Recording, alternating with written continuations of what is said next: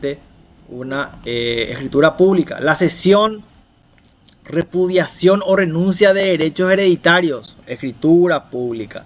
Todo acto constitutivo de renta vitalicia, los poderes generales, especiales, todo tiene que ser hecho mediante escritura pública. Las transacciones sobre inmuebles, todos los contratos que tengan por objeto modificar, transmitir o extinguir relaciones jurídicas nacidas de actos celebrados mediante escritura pública, también tienen que ser por escritura pública. Y todos los actos que sean necesarios de contratos redactados en escritura pública y los pagos de obligaciones consignadas en escritura pública. Todo tiene que ser hecho a través de escritura pública. El 701 del Código se dedica a responder, dice, estas interrogantes cuando dice que los contratos que, debiendo llenar el requisito de la escritura pública, fueren otorgados por instrumento privado o verbalmente, no quedarán concluidos, o sea, no producen su efecto, está incompleto, mientras no se estuviere firmado aquella escritura. Valdrán, sin embargo, como contratos en que las partes se hubieran obligado a cumplir esa formalidad. O sea, esto es lo que siempre nosotros decimos ahí con Juan Esteban y demás en el curso, ¿verdad? Si yo le vendo mi camioneta a Karen por contrato privado y no firmé ninguna escritura pública, ¿queda concluido ese acto de transmisión de derechos de propiedad? No, no queda concluido. ¿Qué se requiere o para qué sirve entonces ese papel que firmamos Karen y yo, el cual no tiene escritura pública? ¿Para qué sirve? Para obligarle a Karen a que me firme la escritura pública. Para eso sirve. Pero el contrato per se, si no tiene escritura pública, no cumple con lo establecido en el Código Civil. Por lo tanto, no produce los efectos esperados. Queda inconcluso. Pero le obliga a Karen a que me firme la escritura. Señor.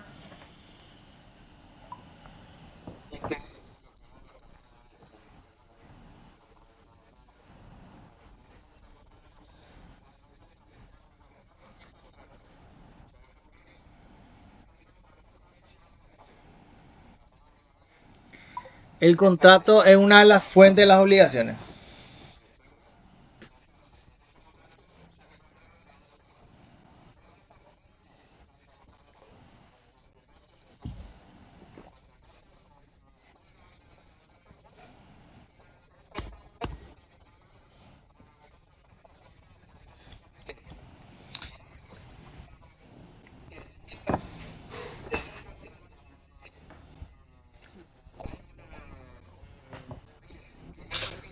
Sí, exacto.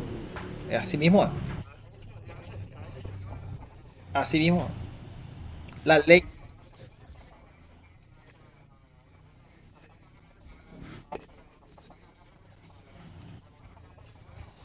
Exacto. No, no queda concluida la transmisión de derechos de propiedad.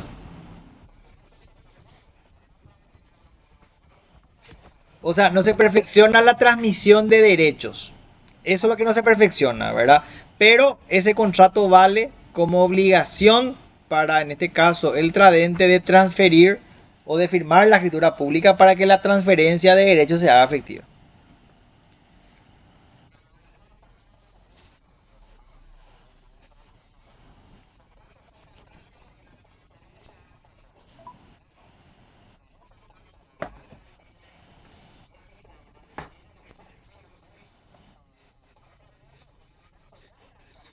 Claro, no cumple con su finalidad. Por eso es que la ley prescribe una solemnidad especial para los bienes registrables. O sea,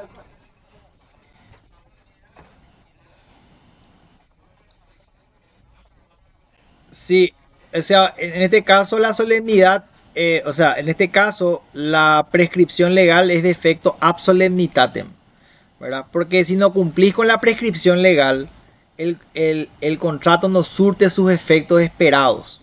El contrato se perfecciona, aclaro, el contrato se perfecciona. Lo que eventualmente no logra el contrato es cumplir, es ineficaz, no cumple con los efectos esperados. ¿Por qué? Porque no sigue la solemnidad que prescribe la ley. Pero como contrato perfeccionado sirve para que la otra parte se vea obligada a firmar la escritura pública, que es el último paso para concluir esa transferencia de derechos del tradente hacia el adquirente. Así es, mi querido. Bueno, pero, perdón, mi rey querido.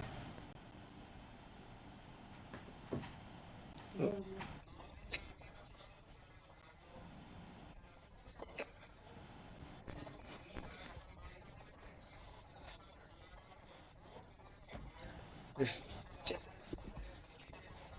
exacto, exacto. Vale para eso. Sí. Sí, en este caso, cuando no queda concluido, cuando, cuando no queda concluido el contrato, obliga a la otra parte que firme la escritura. Pero si el contrato cumple con las solemnidades que estipula el código en cuanto a la transferencia de bienes registrables, es de efecto ab solemnitatem. Cuando cumple con las prescripciones legales del artículo 700, cuando se hace por escritura pública. Bueno, esa por lo menos es mi visión y mi opinión y mi criterio al respecto. Sí. Bueno. Después acá ya sabemos, ¿verdad? Esto. Por ejemplo, la compraventa de bienes muebles que debe hacerse por escritura pública, sin embargo, usualmente se lo hace por contrato privado, que es lo que estamos justamente debatiendo. Esto es solo válido entre las partes. ¿Se acuerdan del principio de relatividad de los actos? Pero no cumple con la finalidad para lo que fue celebrado. Claro, no surte los efectos esperados.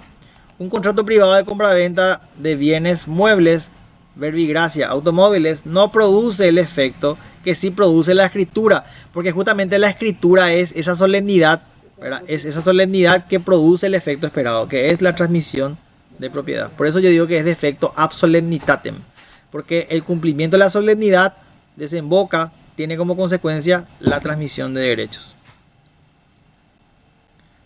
Bueno, esto ya es divague nomás ya. Estipulación de modificación por escrito.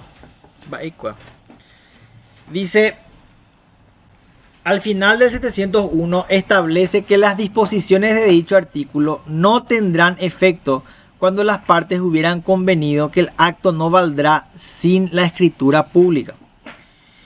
Como nuestro ordenamiento rige el principio de autonomía de la voluntad y el de la libertad contractual, las partes pueden llegar a un acuerdo sobre lo que estimen conveniente para sus derechos. De modo que, si ellas mismas establecen una cláusula en los términos de la última parte de ese artículo, el contrato no valdrá ni como obligación de hacer escritura pública y recién tendrá validez desde el momento en que ella sea otorgada por las partes. O sea, adicionándole nomás más sal a la herida, ¿verdad? De este contrato privado de compra-venta. Nosotros en ese contrato privado, en virtud del principio de autonomía de voluntad, podemos pactar de mutuo acuerdo que ese contrato no sirva como cláusula, no valga como obligación de hacer escritura pública. Lo puedo hacer con la otra parte. Medio raro de que se haga, ¿verdad? Pero por lo menos en virtud del principio de autonomía de la voluntad, en concordancia con lo que establece la parte final del 701, se puede convenir entre las partes de que ese contrato, que no fue hecho como por escritura pública, no valga como obligación de hacer escritura pública. Bueno, se puede, por lo menos está ahí la puerta abierta a. Medio raro esto de, pero bueno, no sé para qué tipo de escenario ha de servir. Por eso dice la última parte, establece que las disposiciones de dicho artículo no tendrán efecto cuando las partes hubieran convenido que el acto no valdrá sin la escritura pública. Bueno, pasamos a la prueba. Justamente, ¿verdad? Que es el efecto ad probationem. Yo decía, cuando hablamos de efecto ab solemnitatem, cuando la prescripción legal, el cumplimiento de la prescripción legal determina la eficacia del contrato. O sea, que cumpla, exacto, que cumpla con sus fines. Cuando hablamos del efecto ad probationem es cuando en este caso la solemnidad sirve como prueba de la existencia del vínculo. Los contratos pueden ser probados por diversos medios, todos ellos obviamente con el fin de reclamar las estipulaciones de las partes allí contenidas, y casi siempre por el incumplimiento de una de las partes. Dice el 703, los contratos se probarán de acuerdo con lo establecido en las leyes procesales, si no tuvieran una forma prescripta por este código. Esta norma es clara al remitir la prueba de los contratos a las normas procesales. Todavía no tuvimos procesal civil, ¿verdad? Aunque si fueran contratos formales, su única prueba será esa, como en el caso que deben hacerse por escritura pública o las donaciones de inmuebles que también deben otorgarse con dicha finalidad. O sea, la misma solemnidad es la prueba en este caso, la escritura pública, de la existencia del contrato. Las normas procesales nos dan como medios de prueba a la confesoria, instrumental, testimonial, pericial, reproducciones y exámenes, reconocimiento judicial y prueba de informe. Son todos los medios de prueba. ¿Se acuerdan de los medios de prueba? ¿Qué es el medio de la prueba? El procedimiento por el cual se introduce la prueba dentro del proceso, ¿verdad? El medio de prueba, el procedimiento por el cual se introduce la prueba dentro del proceso. Es verdad. De estos medios de prueba, todos o casi todos podrán probar un contrato, aunque por supuesto la prueba más valedera es la instrumental, o sea, el papel, el mismo contrato. Ahora bien, el artículo 706 nos dice que los contratos que tenga por objeto una cantidad, acá está lo que yo decía hace rato, una cantidad de más de 10 jornales mínimos establecidos para la capital, deben hacerse por escrito y no pueden ser probados por testigos. O sea, si yo le presto 2 millones de guaraníes a Karen con la finalidad de que ella me devuelva, debo de hacer firmar un contrato con ella, porque esa es la prueba de la existencia del contrato. No pueden haber testigos, no pueden ser probadas por testigos, ¿verdad? Claro, el contrato en este caso tiene un efecto ad probationem. No es que porque no hay contrato escrito, el contrato verbal de préstamo de dinero no es válido. El contrato es válido. Lo que pasa es que no puede ser probado. Por eso se requiere el papel, cuando es de más de 10 jornales, como medio de prueba. Esta prueba del contrato es al solo efecto probatorio. Por eso es lo que la ley te pide el papel cuando supera los 10 jornales. Es a solo efecto probatorio. Pues el contrato puede celebrarse verbalmente, aunque difícil sería su prueba en dicho caso. ¿Cómo probás? ¿Verdad? Por ahí si hay chat de WhatsApp, lo que sea. Pero si es verbal, ¿cómo probás? ¿Verdad? Tu palabra contra la mía. Sin embargo, la regla general del 706 reconoce excepciones, y ellas raramente preceden a dicha norma, puesto que se encuentran en los artículos 704 y 705 que pasamos a analizar. Dice el 704. Los contratos que tengan una forma determinada por las leyes, por ejemplo, los de más de 10 jornales, no se juzgarán probados si no revistiesen la forma prescripta, a no ser que hubiese habido imposibilidad de obtener la prueba designada por la ley, o que hubiese un principio de prueba por escrito en los contratos, que pueden hacerse por instrumento privado, o cuando una de las partes hubiera recibido alguna prestación y se negara a cumplir el contrato. En este caso son admisibles todos los medios de prueba. Ahí sí entra el testigo y todo lo que vos quieras. La norma es clara. No se juzgarán probados de otra forma los que tuvieran una prescripción legal. Esa es la regla. Si la ley te pide que los contratos de más de 10 jornales sean por escrito, la prueba definitiva es el papel. Salvo que, acá está la excepción a esa regla, hubiere sido imposible obtener la prueba prescrita por la ley, hubiese una prueba por escrito, o una de las partes hubiera recibido alguna prestación y se negare a cumplir el contrato. Finalmente dice, el 705 prevé que se juzgará que hay imposibilidad de obtener o presentar prueba escrita del contrato cuando hubiese sido celebrado en circunstancias imprevistas, en que hubiese sido imposible formularlo por escrito. No sé, fue algo intempestivo, la necesidad y no había ni papel, no había impresora, no había nada. Se considerará principio de prueba por escrito cualquier documento público o privado que emane del adversario de su causante o de parte interesada en el asunto o que tendría interés si viviera y si haga verosímil el hecho litigioso. Pero vayamos a la parte no tan compleja, ¿verdad? Entonces, nosotros decimos, la solemnidad tiene dos efectos. La formalidad, perdón. La forma tiene dos efectos. Ab solemnitatem y ad probationem. Cuando hablamos de que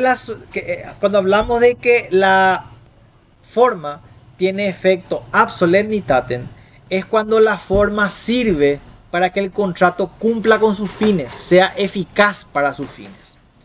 Cuando hablamos de que la forma tiene efecto ad probationem, es cuando la ley requiere de la forma para que se pueda evidenciar la existencia del contrato.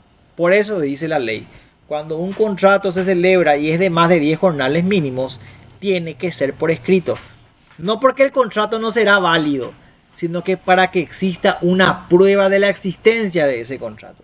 Eso es lo importante. Yo me quedaría con eso para no entrar en mucha especificidad, ¿verdad? Me parece la parte más importante.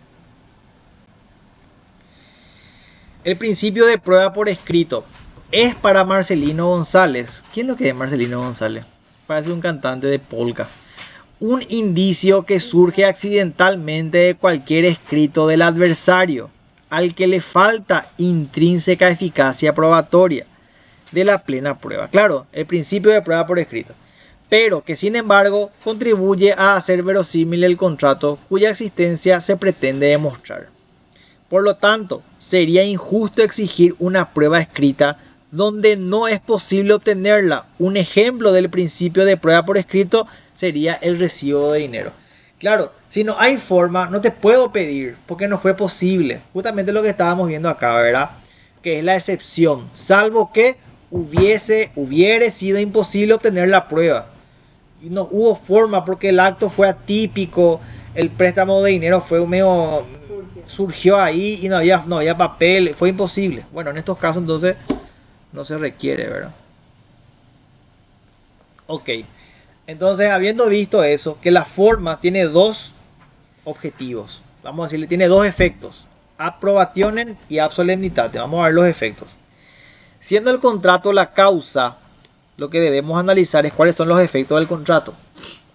Para ello debemos remitirnos al artículo 715 del Código Civil, el cual establece que las convenciones hechas en los contratos forman para las partes una regla a la cual deben someterse como a la ley misma y deben ser cumplidas de buena fe. Claro, ¿se acuerdan del principio de relatividad de los actos jurídicos? Bueno, los actos solamente surten efectos entre las partes. Ellos obligan a lo que esté expresado y a todas las consecuencias virtualmente comprendidas. Entonces, si yo celebro un contrato con Karen de mutuo acuerdo sobre un objeto lícito, posible, determinado, de valor patrimonial, de susceptible de valor patrimonial, eventualmente quedo obligado, ¿sí? Porque es como la ley misma, entre las partes. De esta norma se extraen los efectos del contrato, los cuales son crear obligaciones para las partes, ya sea que éstas sean expresadas o estén virtualmente comprendidas. ¿Qué es virtualmente comprendida? Sean consecuencias implícitas que se puedan deducir, ¿verdad? Que sean efectos esperados respecto de la naturaleza de ese contrato. Dice Unidroit, obligaciones expresas o implícitas. Recordemos que las consecuencias virtualmente comprendidas son, para Martínez Simón, las que no se mencionan, son las implícitas. Pero la lógica del acuerdo implica que deben ser cumplidos. Para ejemplificar estas consecuencias virtualmente comprendidas, podemos decir que aunque el contrato no lo diga, en un contrato de compra-venta siempre está presente la posibilidad de reclamar por la evicción. Eso es lo que dice Juan Esteban. Y los vicios redivitorios de los que ya nos ocuparemos después. Entonces, si bien en el contrato de compraventa nos dice Emanuel se hace responsable por la garantía de evicción y por los vicios redivitorios, se entiende que una de las consecuencias implícitas de ese contrato es que el vendedor se hace cargo de los vicios ocultos y de la garantía de evicción. Eso en cuanto a las consecuencias del contrato que están mencionadas y las que son virtualmente comprendidas, o sea, las implícitas. Esto ya vimos también. La relatividad de efectos. Solamente surte efecto para las partes, esa es la regla. Ahora bien, en cuanto a los efectos del contrato, debemos también referirnos al principio de relatividad, el cual también se encuentra en el 715, pues en su primera parte dice: las convenciones hechas en contratos forman para las partes. Es decir, los contratos en principio solo tienen efectos relativos, pues no son oponibles erga omnes, como si lo son los derechos reales. Sin embargo, los contratos inscriptos en registros respectivos sí lo son, sí son oponibles para terceros, logrando de esa manera su oponibilidad a tercero. Entonces, hablando de los efectos, ¿cuáles son los efectos de un contrato? Los efectos que están expresados en el contrato y los virtualmente comprendidos. Luis, una pregunta. Un mensaje. Espérame. ¿Podés refrescarme en la memoria qué era evicción y vicio redivitorio? Sí, cuando hablamos de la garantía de evicción, hablamos de la obligación, en este caso del tradente, en procurar de que el efectivo derecho de propiedad llegue al adquirente. Si yo le vendí algo a Juan Esteban y eventualmente yo le vendí algo que no era mío, por ejemplo, y Juan Esteban tiene problemas, no puede recibir la transmisión del derecho de propiedad porque el propietario no lo quiere hacer, yo me tengo que hacer responsable de los gastos para que Juan Esteban pueda constituir realmente propiedad sobre ese vehículo. Esa es la garantía de evicción, ¿verdad? Yo como vendedor de una cosa ajena me hago responsable de los gastos en los que se deba incurrir para que Juan Esteban tome propiedad de ese vehículo. Y los vicios redivitorios son los vicios ocultos. Le vendí el vehículo a Juan Esteban, le dije que estaba impecable, pero había sido perdida por su cremallera. Y bueno, todos los vicios ocultos, todos los defectos que están ocultos, eventualmente son responsabilidad, en este caso, del tradente, ¿verdad? Que es el que vende. Y tiene que, por supuesto, hacerse cargo de sus gastos. Esos son los vicios ocultos, ¿verdad? Eso en cuanto a estas consecuencias virtualmente comprendidas. No están mencionadas en el contrato, pero se entiende que son responsabilidad, en este caso, del tradente, del vendedor. Bueno, exacto, son elementos naturales de la compraventa. Y en cuanto a la relatividad de los efectos, sabemos que el acto, el contrato, tiene efecto o surte efecto entre las partes. Ahora bien, si el contrato está registrado, sí es oponible erga omnes. Eso es muy importante. Eso yo por lo menos no lo tenía. Si el contrato está registrado en el registro respectivo, sí es oponible a terceros. Pero si el contrato no está inscrito en el registro, solamente es oponible o solamente, surte efecto entre las partes.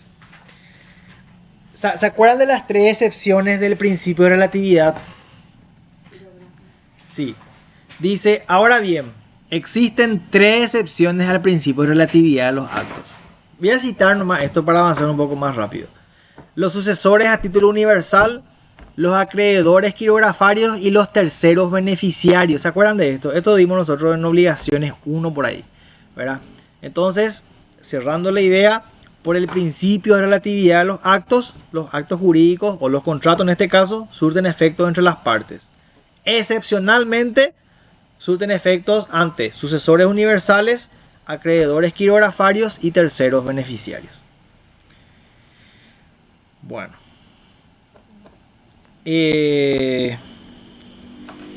Ok, vamos a seguir.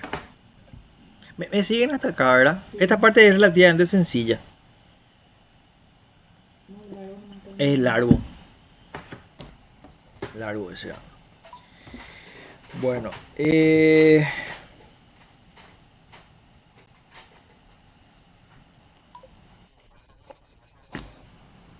no más. 90, 80. Hasta la... Ah, perdón. Sí, hasta la unidad 9 tienen que... Ah, Eso yo tengo. gracias. Me animaste ahí. Bueno. Carácter vinculante del contrato para las partes. Eso es lo que decíamos, ¿verdad? El contrato vincula a las partes. Las convenciones hechas en contratos forman para las partes una regla a la cual debe someterse como la ley misma y deben ser cumplidas de buena fe. Esta parte es bastante clara. Acá creo que no hay mucho que decir. Sigue el criterio del principio de relatividad, ¿verdad? El contrato es ley para las partes.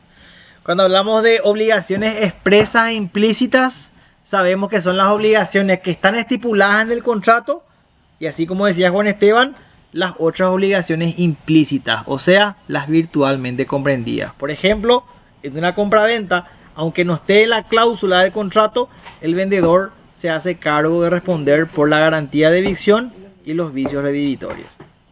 Bastante sencillo, perdón. Cooperación entre las partes, el deber de colaboración, ¿verdad? Que deben tener las partes, tampoco se encuentra regulado, que es raro, aunque el mismo es una derivación del principio de la buena fe. Claro, las partes pues tienen que colaborar entre sí, tienen que cooperar, porque lo que buscan es un vínculo de buena fe, al cual nuestro código le rinde culto en cerca de 80 veces a lo largo de todo el articulado. O sea, de Gasperi le encantaba la buena fe. La primera resolución de un tribunal paraguayo que ha aplicado los principios Unidroit fue justamente para resolver una cuestión de falta de deber de colaboración. El caso es el de Ramón Duarte Torres contra José Manuel Oviedo y otros sobre pago por consignación, cumplimiento de contrato y obligación de hacer escritura pública. El artículo tanto de los principios Unidroit nos dice que cada una de las partes debe cooperar con la otra cuando dicha cooperación pueda ser razonablemente esperada para el cumplimiento de las obligaciones de esta última. O sea, ese vínculo lo que procura como derivación de la buena fe es que cooperemos como se espera que coopere alguien que actúa con buena fe. Esa más o menos es la figura. Martínez Simón recurre al siguiente ejemplo, dice. Para ilustrar el deber de colaboración, si afuera Si A fuera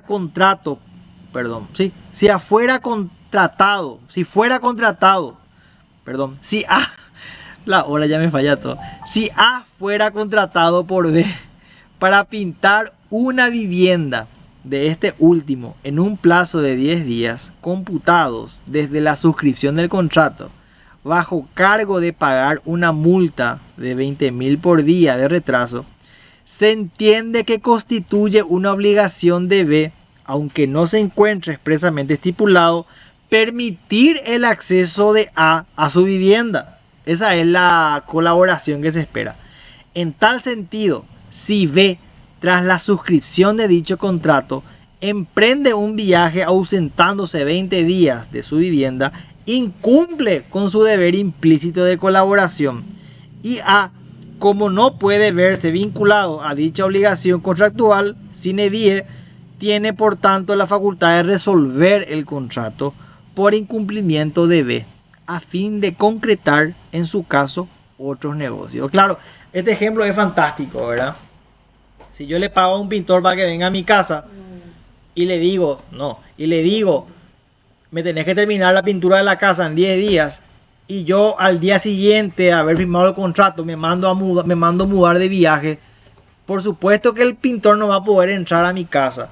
Entonces, si bien eso no está mencionado expresamente en el contrato, se presume, se infiere que deber de colaboración es recíproco. Si yo le contrato al pintor, le tengo que dejar entrar al pintor para que pueda trabajar. Entonces, si yo no colaboro y si yo no estoy en mi casa, si no le permito entrar, no le puedo reclamar daño y perjuicio. El propio pintor puede resolver el contrato y dejarlo por concluido porque yo no cumplí con mi parte. Sí, creo que ya dimos alguna vez de esto. Muy interesante. Esto entonces en... Señor.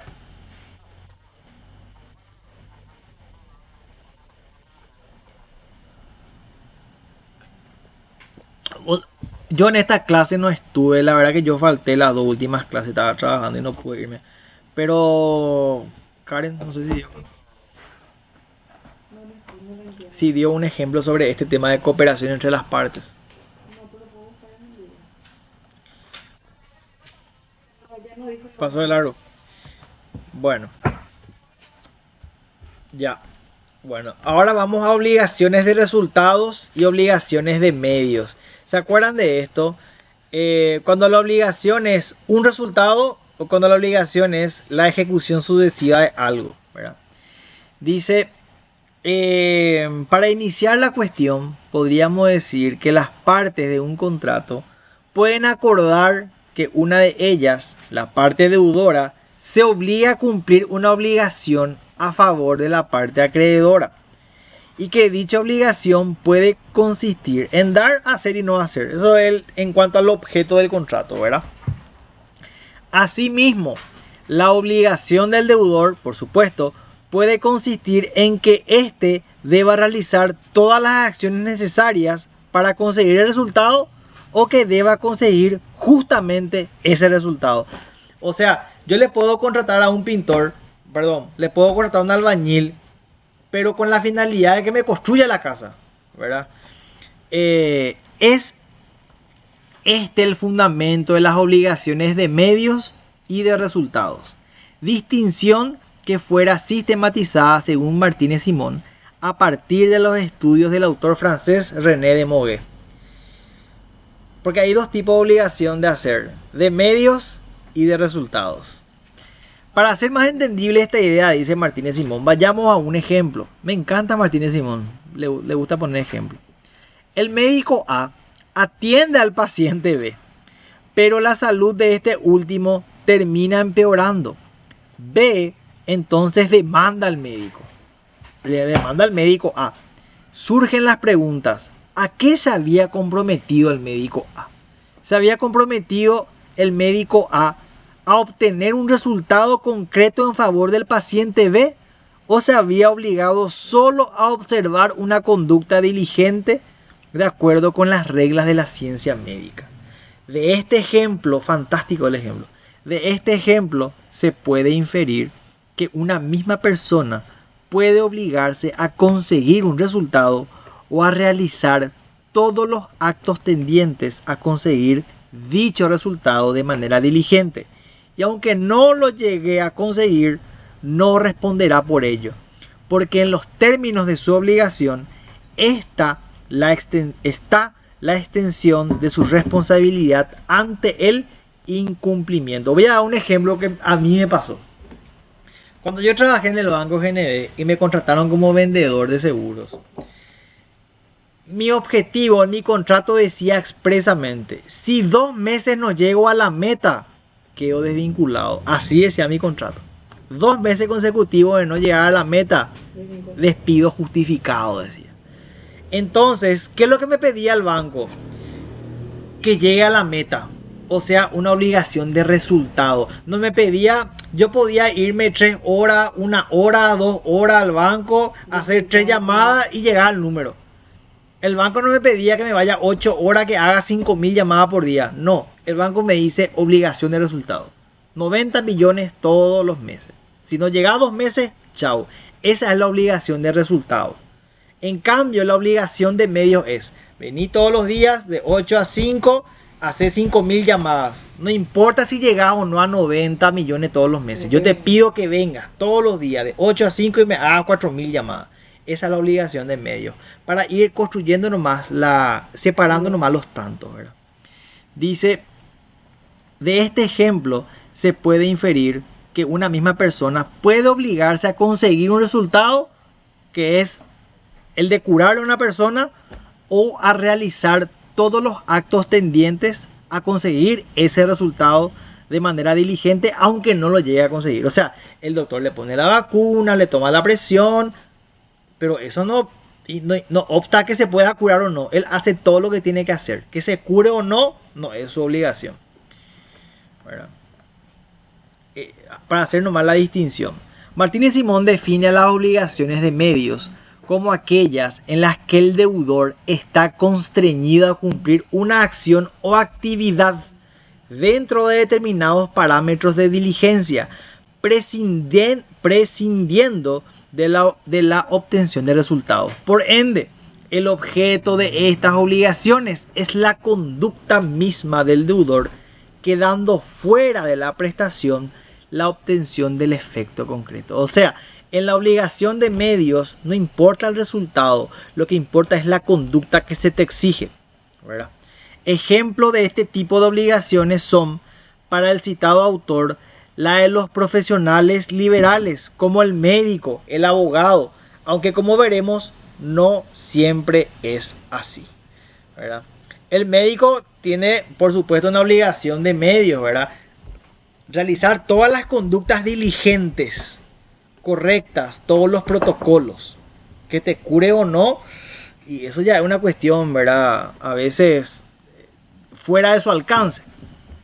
Sin embargo, la obligación de resultados son para Martínez Simón aquellas en las que el deudor está constreñido a obtener cierto efecto material específico, como era mi caso, 90 millones todos los meses y no afuera, sin tomar en cuenta como prestación la actividad diligente desplegada por el deudor para aquello. Ejemplo de estas derivaciones para el mismo autor son las obligaciones de dar y las que derivan del contrato de obra. Claro, si yo le pago a un albañil, le pago para que tenga la casa terminada.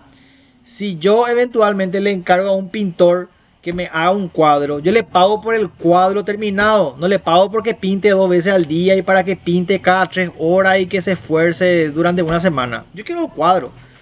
Esa es la obligación de resultado. La casa terminada, el cuadro pintado, el vendedor que llega a su meta. Esa es la obligación de resultado.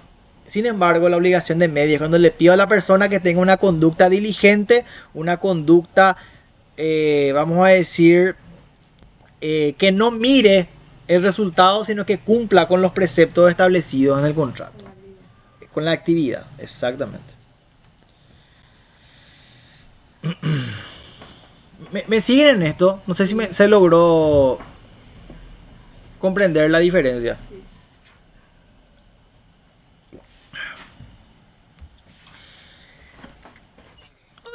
Bueno, criterios de determinación. Me duele todavía mi espalda. Para determinar si una obligación es de medios o de resultados, Martínez Simón nos da 3 criterios. Dice. Los términos del contrato.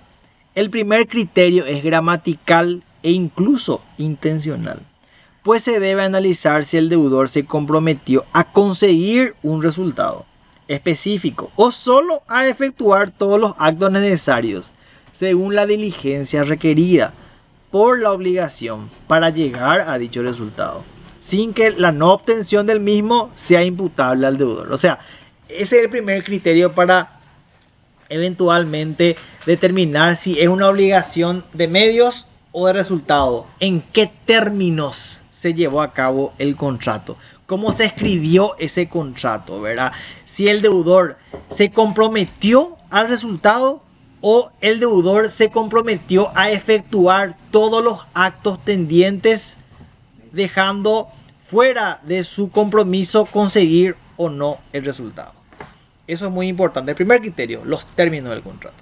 El segundo, la naturaleza de la prestación. Dice, el otro criterio que tiene que ver con si la obligación es de dar, de hacer o no hacer. En las obligaciones de dar y de no hacer, la obligación será de resultado, mientras que en las obligaciones de hacer será de medio. Esto en principio porque el contrato puede prever distintas cosas. Por ello es que lo primero es analizar los términos del contrato. Pero la naturaleza del contrato también es un segundo criterio. Pero primero antes de analizar la naturaleza, tenés que analizar los términos que se resolvió en el contrato, que se estipuló. Eso es importante, ¿verdad? Entonces, yendo al segundo criterio, la naturaleza, esto es importante también tener en cuenta, ¿verdad? Cuando hablamos de una obligación de dar o de no, o de hacer o de no hacer, las obligaciones de dar y de no hacer generalmente dice la obligación es de resultado. Cuando es de dar y de no hacer, es obligación de resultado. Y cuando es la obligación es de hacer, generalmente la obligación es de medio. Pero esto no es una cuestión así absoluta. Hay que siempre, primero que nada, mirar los términos del contrato. El alea. Dice el alea. El hecho de que el resultado es la obligación, el hecho de que el resultado de la obligación sea en mayor o menor medida aleatorio, hace que la obligación sea de medios o de resultado. Si conseguir el determinado resultado depende entera o altamente de la voluntad del deudor, la obligación será de resultado. Pero si ello depende mayormente de factores extraños a la voluntad del obligado, no podría catalogarse la obligación sino como de medio. O sea, el alea, cuán aleatorio sea el contrato, ¿verdad? Si el contrato depende, señora, perdón, te escucho. Sí, ahí está. Claro, no, el alea de la aleatoriedad, ¿verdad? El alea es este criterio que te dice, si la obligación depende altamente del deudor, esa es una obligación de resultado.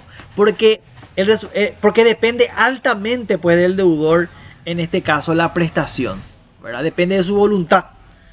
Pero si en este caso la prestación no requiere o no depende, mejor dicho, no depende de su voluntad, sino que de factores externos, esa es una obligación de medios.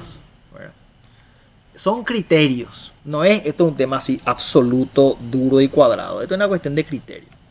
El precio, aquí, el precio, criterio adoptado por Unidroid, dice, si bien parece un criterio muy subjetivo, los principios Unidroid lo ubican como un criterio importante y de algún modo para nosotros también lo es en virtud de que el precio será más elevado cuando la obligación sea el resultado, porque el deudor no puede eximirse de la responsabilidad. O sea, cuando el precio es más alto, la obligación es el resultado, demostrando solo su diligencia, sino que debe efectivamente conseguir el resultado prometido. Sin embargo, cuando el precio es menor, debe entenderse que la obligación es solo de medios, porque conseguir el resultado no dependía solo de su voluntad, de modo que si él demuestra haber obrado diligentemente, habrá cumplido con su obligación.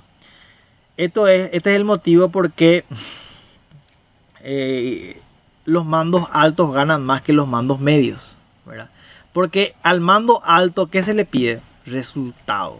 Al mando medio, ¿qué se le pide? Que hagan más lo que se le dice, ¿verdad?